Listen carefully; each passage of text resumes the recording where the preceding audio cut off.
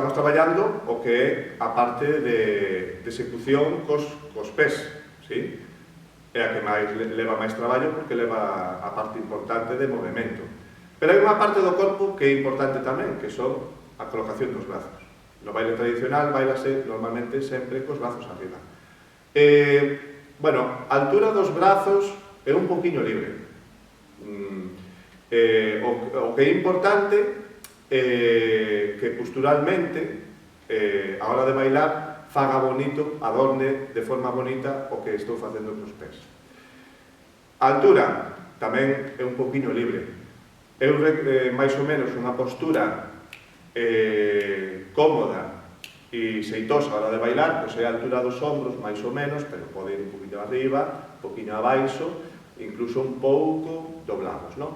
Por que levo esta abertura? Porque é importante, eu estou bailando con unha parella en frente. Entón, eu necesito tamén expresar algo coa miña parella. Polo tanto, necesito unha amplitud.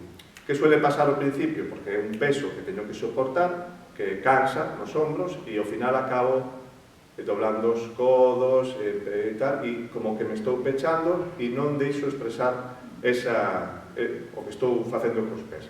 Normalmente, esta abertura é máis ou menos correcta, non? E que me dá amplitud. Vamos facer un exemplo, por exemplo, de dos picados. Vou ir facendo picado lateral, picado cruzado por detrás e depois adiante como sería cos brazos. Empezamos co picado lateral. Hacia a dereita, hacia a vosa esquerda sería. Entonces,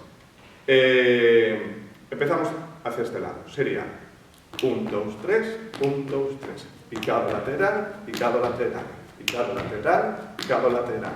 Aí, de momento, os brazos os vamos a ver quietos, vale? Porque ainda estamos iniciando no baile, non temos control, pero sí que no baile, por exemplo, podemos marcar brazos de distinta maneira, vale?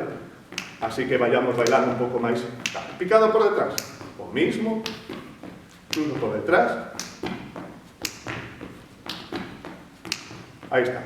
E isto sería unha mostra como se levarían os brazos.